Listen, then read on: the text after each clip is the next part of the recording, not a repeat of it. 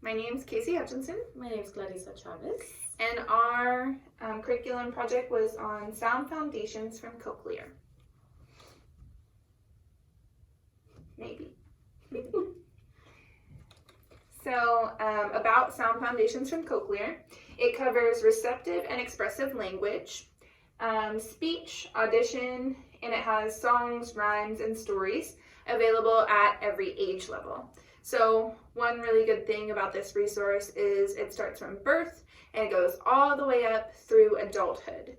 So it's broken down weekly by your age level, and it builds on itself.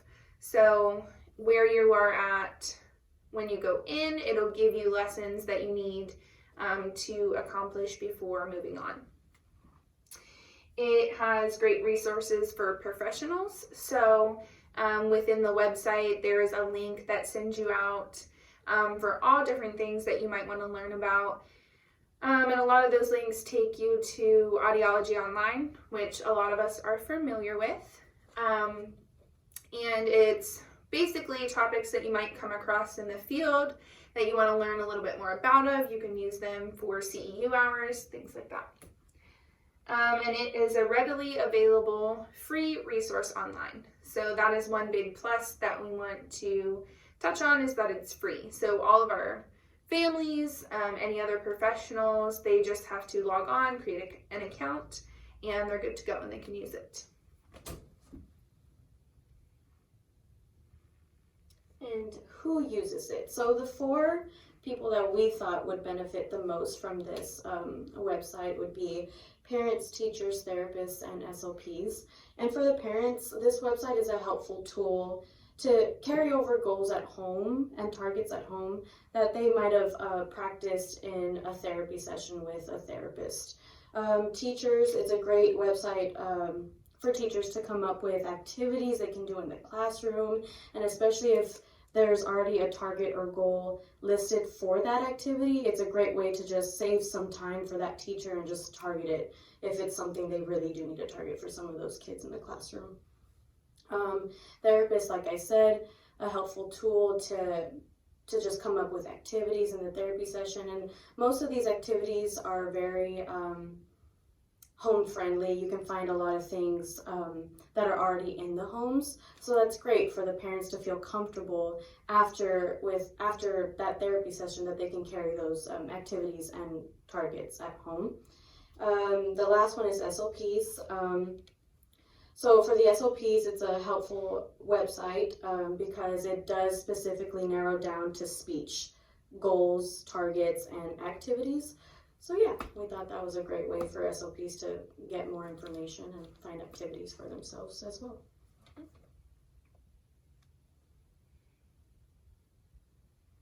So some strengths of Sound Foundations. Like I said before, the activities are broken down weekly.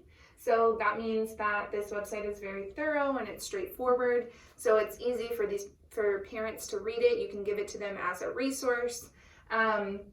It's not too overwhelming. So when it's broken down weekly like this, they can see, okay, this is what I'm going to do this week, and I don't have to worry about X, Y, and Z. That will come later. So it's just working on what you're doing right now. Like Clarissa said, there are specific goals given for each activity. So every printout, there is the goals that you're working on, and it'll tie into receptive and expressive language, audition, and speech, and the songs, rhymes, or stories. It's working on that specific goal with all of those things. The website is easy to navigate, so you get on there, like I said before, and it's very easy. It gives you a short questionnaire of where your child, or you, if you're using it as an older adult, might be.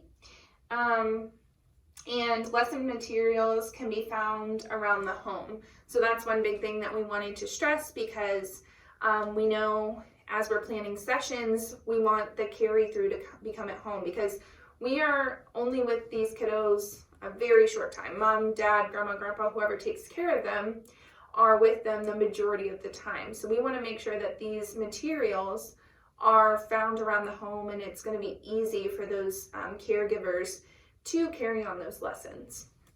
And then one big thing that we definitely wanted to touch on was this resource is available in Spanish. So we have all of these things translated or already on there for our Spanish-speaking families.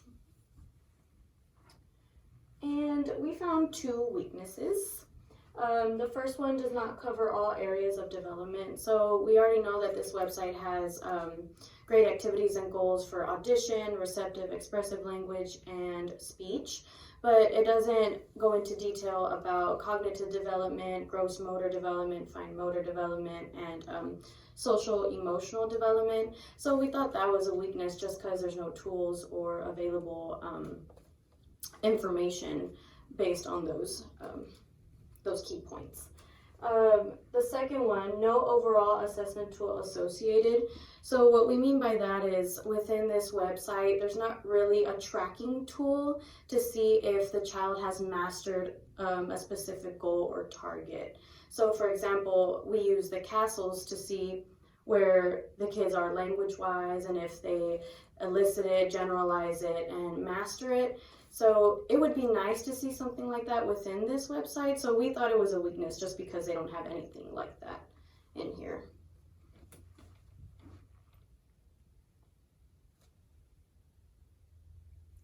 Okay, so for adaptations for kids with other disabilities, so the website specifically that we found did not have anything on how to accommodate it, but we just kind of brainstormed some ideas. So we were thinking age versus function. So one thing that you can do, because this website has such a broad age range, so like I said, from birth to adulthood, you can go and see where they're actually functioning at and get some activities from there. So maybe the kid is a little bit older, but they're actually functioning at such a younger age level. Well, you have those resources right there because they're broken down weekly. Some accommodations, thinking of parental expectations. So actually asking our parents, what are your goals for your child? Because maybe the hearing loss isn't the first need. Maybe they have these other needs that have to be met first. And then, of course, our goals for them isn't always going to be the same as the parents' goals. So, for example, mom might not have a lot of time to carry over these lessons, so it might be something where, you know, she's utilizing her time in the car. So what are you going to do? You're going to adapt it by giving her a lot of songs and nursery rhymes and stuff that she can be singing in the car and working on some of those targets and things like that. We said for kids with multiple disabilities, we're going to shorten the lesson plan. So maybe it's too complex for them, so making sure you go in and shortening those. And then altering needed materials. So like I said before, most of these materials you can find at home, but if you weren't able to, then you would want to go in and alter those. For example, if it's an activity that is supposed to be on the floor, but you have a kid that is in a walker or in a wheelchair, can you do it at the table? So just making sure you go in and make those needed changes, or looking through the activities, because there's so much in there that I'm sure you can find one that is accommodating for those kids. But there's no filter on the website or list on the website for those accommodations.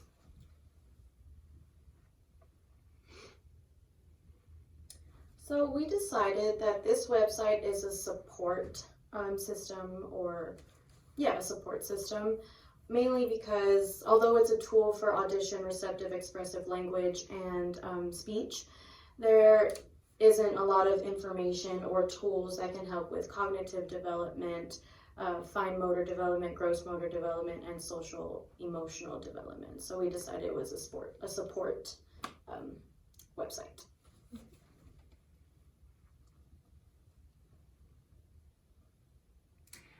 And then would we use it? We both said yes, for sure. We would use it as a therapy tool, so you can obviously use this with 0 to 3 because there's so many activities. But then also, as you get into EC or with those kiddos, like we said before, age versus function. So maybe they are a little bit older, but in your ACT lessons, you need to focus on some skills that should have already been used. So you can go back and get some of these activities from there. We would use it as a great professional resource. So all of those links that I told you about, going out to Audiology Online, or hey, I don't know how to deal with this situation. There's a lot of information on there that you can use. Okay, and now we're going to show you our demo of a lesson. So, how was your weekend? It wasn't bad. It was pretty good. Right. Yeah, we just kind of hung around the house. So. Oh, nice. So today, I'm really excited about today actually. So today we're going to work on how you would target big and little at a grocery store. I know how busy life can be at times, so I really wanted to find something that could help you target these goals even outside the home. And there are a lot of activities within this website. It's called Sound Foundations from Cochlear. And they have so many activities. And within those activities, they give you targets that you can do either at home or outside the home whenever you have the chance. And a lot of these accommodate to your lifestyle, like I said. So at the grocery store, I really want you to target big and little. Okay. So you could be passing by some apples. Oh, these are big apples. These are small apples. What do you think? Like, what do you see? Asking those questions and seeing what your child says. And if right away they don't say big or little, that's okay. Just keep saying those target words, big and little. What you can do is pass by the water. Because, you know, sometimes there's small water bottles and big water bottles, and you can say, oh, this water bottle's big, this is a big water, this is a small water, which one's big, which one's little, you tell me.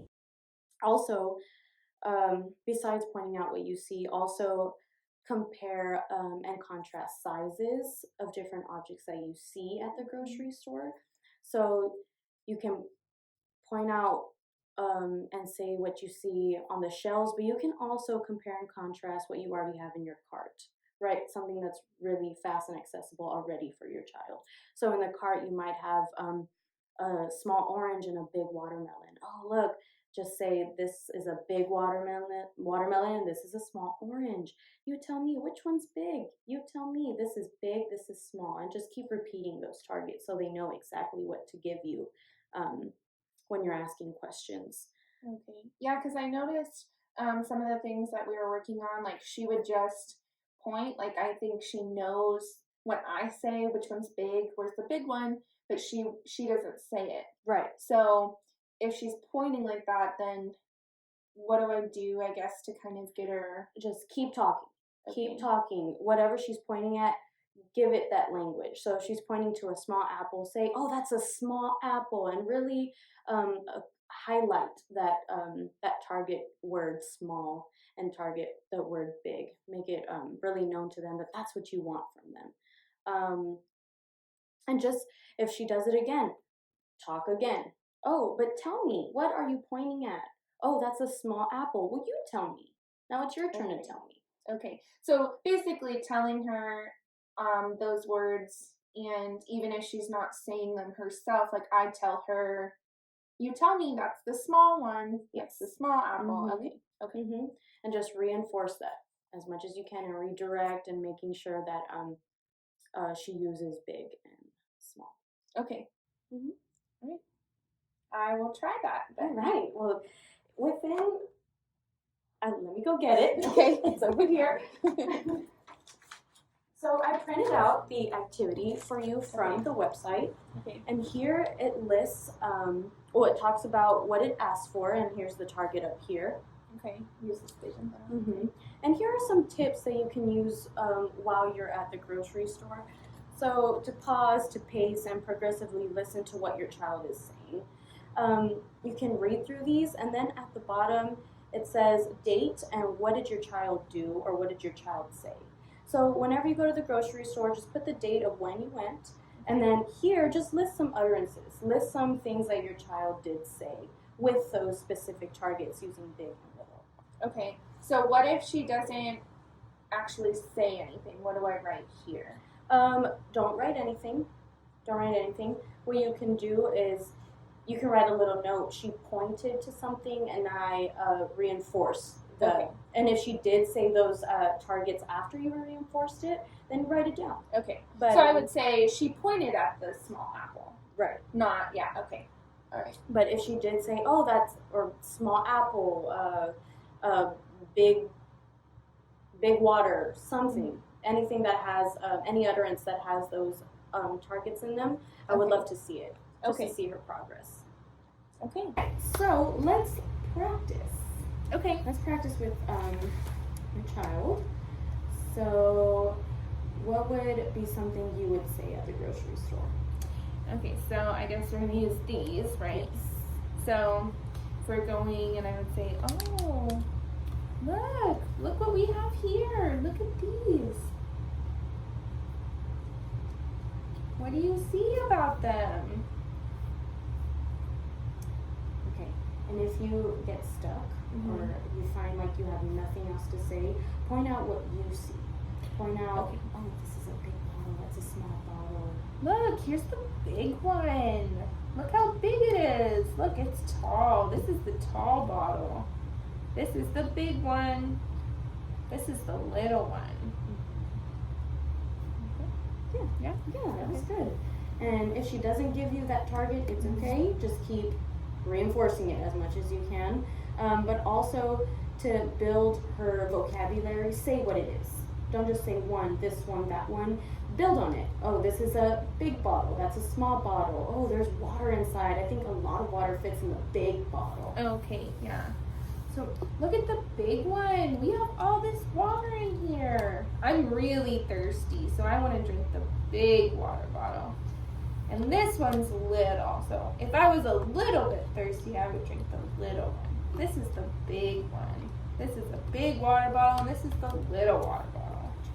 Good job. That was awesome. And you can do that with anything around the grocery store. You know, a big banana, a small banana, which one's bigger, which one's the biggest. Just to expand her vocabulary and her understanding of big and little. But you did a good job. Thank you.